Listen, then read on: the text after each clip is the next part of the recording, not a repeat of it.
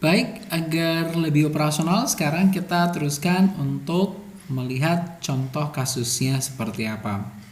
Perhatikan contoh 2 pada halaman 26 ya. Yaitu modelnya sama ya, yaitu model regresi linear berganda dua variabel bebas. Variabel terikat adalah nilai ekspor, bebasnya adalah harga ekspor dan nilai kurs. Hasil estimasi modelnya adalah ini ya, B0-nya min 4067,49, B1-nya 7,81 dan B2-nya 1001,85. Oke, pertanyaannya adalah apakah B0, B1 dan B2 secara sama-sama atau secara simultan signifikan terhadap parameternya atau tidak. Kita uji menggunakan alfa 5%. Oke. Bagaimana cara menyelesaikannya? Pertama, ikuti atau rumuskan hipotesisnya. Yaitu kita mengikuti tahapan pengujian hipotesis. Ya, kita rumuskan hipotesisnya. H0-nya adalah konstanta sama dengan koefisien pertama sama dengan koefisien kedua, artinya secara bersama-sama adalah 0. Hipotesis alternatifnya tidak sama dengan 0. Lalu kita pilih tingkat signifikansinya adalah 5%. Lalu langkah ketiga menghitung nilai statistiknya. Nah, bagaimana cara menghitung nilai statistiknya? Tentu akan lebih mudah kalau kita menggunakan alat bantu tabel. Nah, jadi inilah nilai dari Y tadi, ya, nilai X1 dan nilai X2. Kemudian nilai residualnya sama ya, cara perhitungannya. Kita kuadratkan, ya, nilai residualnya. Setelah kita kuadratkan, kita jumlahkan. Inilah nilai jumlah dari ya residual yang dipangkatkan 2. Kemudian kita membutuhkan nilai rata-rata Y ya untuk mencari nilai Y kecil. Ya, cara memperolehnya adalah sama dengan yang tadi. Yaitu untuk mendapatkan min 34.234,21 adalah 3.678,80 kurangi dengan 37.913,01 dan seterusnya.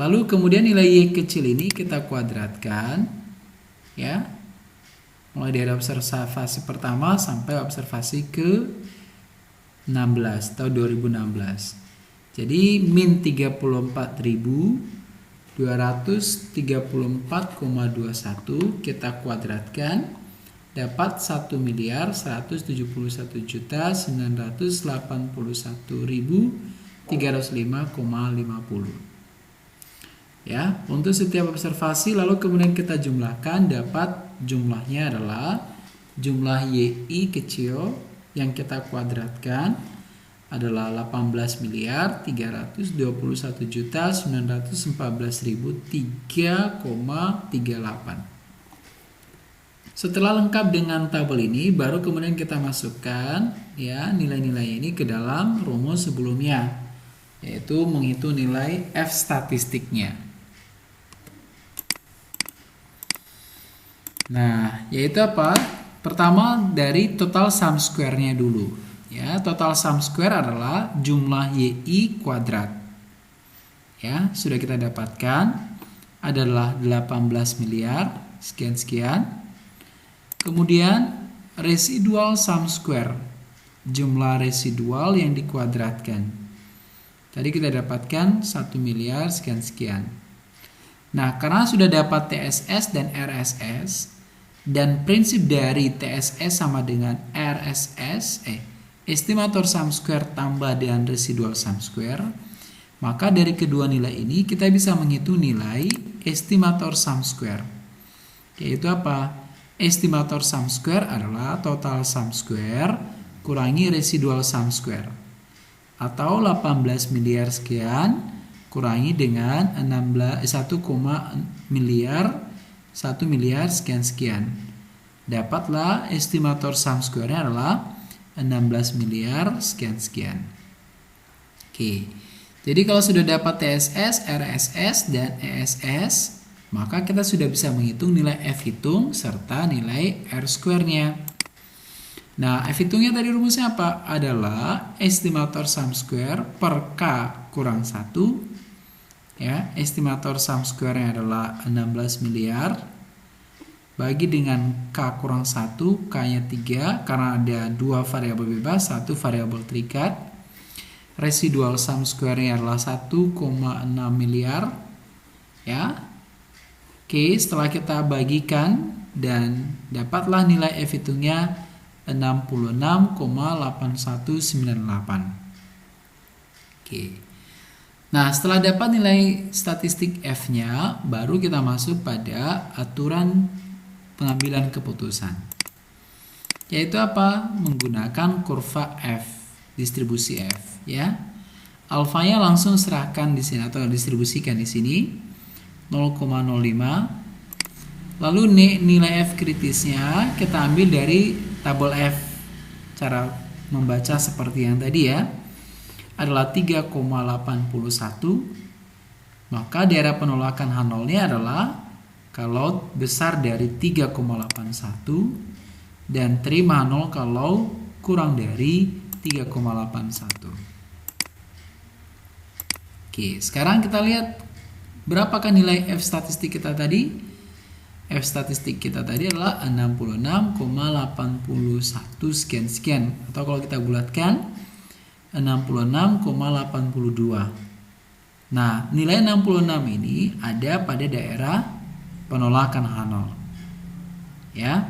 Karena apa? Nilai 66 ini besar dari nilai F tabelnya.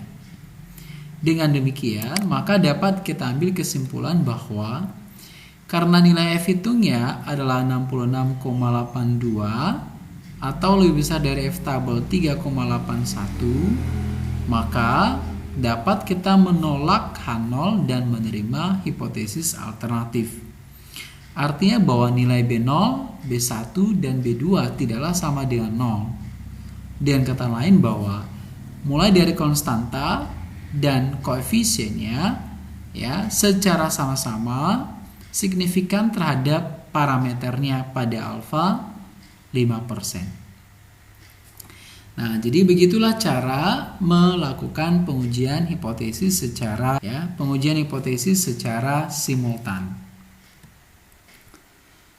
Oke, sekarang materi yang terakhir pada pengujian hipotesis model regresi berganda ini adalah koefisien determinasi.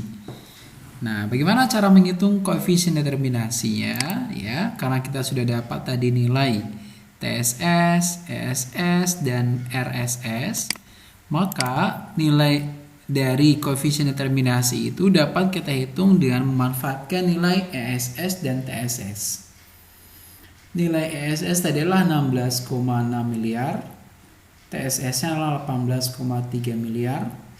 Hasil baginya adalah dapat 0,9113 atau 91,13%. Nah, apa artinya nilai ini? Nah, kalau kita simpulkan, nilai dari R square ini artinya adalah bahwa nilai variasi dari variabel terikat, yaitu nilai ekspor, ya, digambarkan oleh variasi nilai variabel bebasnya, yaitu harga ekspor dan nilai kurs, ya, adalah sebesar 91,13%. Tentu ada sisanya sampai 100%. Nah, sisanya ini ditentukan oleh variabel yang lain yang tidak disebutkan dalam model. Nah, jadi beginilah cara ya menerjemahkan arti dari nilai koefisien determinasinya. Oke, jadi saya pikir sampai di sini materinya ya terkait dengan pengujian hipotesis model regresi berganda. Nah, agar ini lebih paham, maka saya memberikan tugas kepada Anda, yaitu sebuah model regresi berganda dengan dua variabel bebas juga, yaitu variabel terikatnya konsumsi variabel bebasnya adalah pendapatan dan kekayaan. Ya, didapatkan dari 10 observasi atau datanya adalah data cross section. Ya, model ini setelah kita estimasi dapatlah B0-nya 24,34, B1-nya 0,87 dan B2-nya adalah min 0,03. Nah, pertanyaannya adalah ya, kita harus atau pekerjaan kita adalah pertama menguji secara parsial apakah hasil estimasi ini ya secara parsial signifikan terhadap parameternya pada alfa 5%. Yang kedua, apakah secara bersama-sama signifikan atau tidak. Dan yang ketiga adalah berapa besar dari koefisien determinasi dari model yang kita estimasi. Jadi hasil pekerjaan tugas ini silakan Anda kirim pada classroom ya seperti biasa. Jadi kalau sudah paham ya, maka materi ini kita akhiri, sudahi sampai di sini. Semoga bermanfaat. Atas perhatiannya saya ucapkan terima kasih.